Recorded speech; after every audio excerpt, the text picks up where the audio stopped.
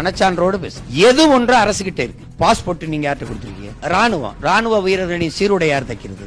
ராணுவ வீரர்களுக்கு உணவு போடுகிற கடை, அந்த சாப்பாட்டு கேண்டீன் யார் நடத்துறது? ராணுவ ஆயுதங்கள் எந்தெந்த நாட்டில இருந்து வாங்குறீங்க? நீங்க எவ்வளவு உற்பத்தி செய்ய? வெளிநாடு 100 விழுக்காடு அந்நிய முதலீடு ராணுவ தளவாடங்கள் உற்பத்தியில கொண்டு வந்து. போக்குவரத்து தனியாற்று, விண்ணூர்த்தி தனியாற்று கொடுத்துட்டீங்க.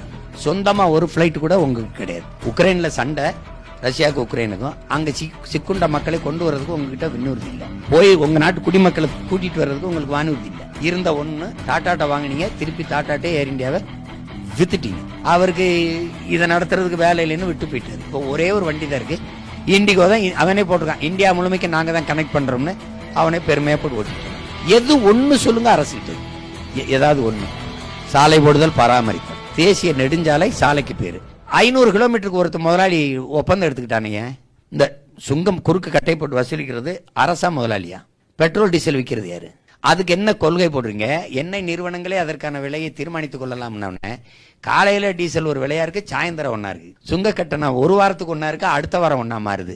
ஏன்னா முதலாளிகள் எந்த முதலீடையும் லாப தேவைக்கு தான் செய்வானே ஒழிய மக்கள் சேவைக்கு செய்ய மாட்டான். நிச்சயமா நீங்க சொல்றது ஏற்றுக்கொள்ளக்கூடிய ஒரு விஷயமா தான் இருக்கு. ஆனா நம்ம இந்த வளர்ச்சி எல்லாம் காணலன்னா இன்னும் நீங்க திரும்ப அதே வார்த்தையை தனி ஒரு முதலாளியின் வளர்ச்சியை, தேசத்தின் வளர்ச்சி, ஒட்டுமொத்த நாட்டின் வளர்ச்சின்னு கட்டமைக்காதீங்க. நீங்க நல்லா கவனிச்சுக்கிறீங்க.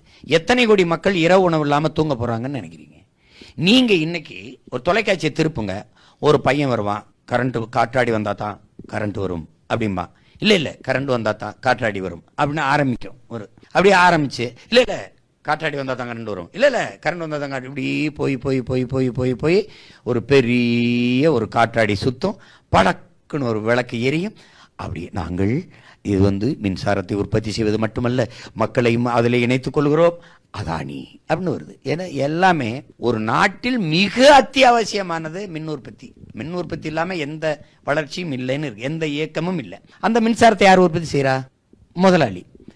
எல்லாமே நீங்க முதலாளிகிட்ட கொடுத்துறீங்க. மின் உற்பத்தி அவர் தான் செய்வார், கல்வியை அவர் தான் கொடுப்பார். அப்ப இங்க பிரச்சனை இன்ஃப்ராஸ்ட்ரக்சர் டெவலப்மெண்ட் கிடையாது, இது முதலாளிகள் கையில இருக்கிறதுங்கதான் பிரச்சனை. உங்களுக்கு முதலாளிக்காக தான் இது கட்டமைப்பே பண்ணப்படுது.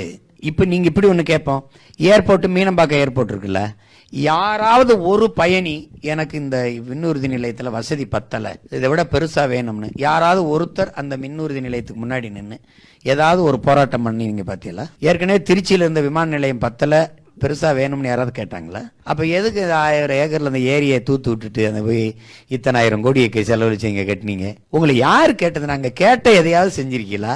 நீங்க கேட்காதே செய்றீங்க. இந்த விண்ணூர்தி நிலையத்திலே பறக்க வண்டி இல்லாத போது எதுக்கு பரந்தூர்ல 5000 ஏக்கர்ல ஏர்போர்ட்?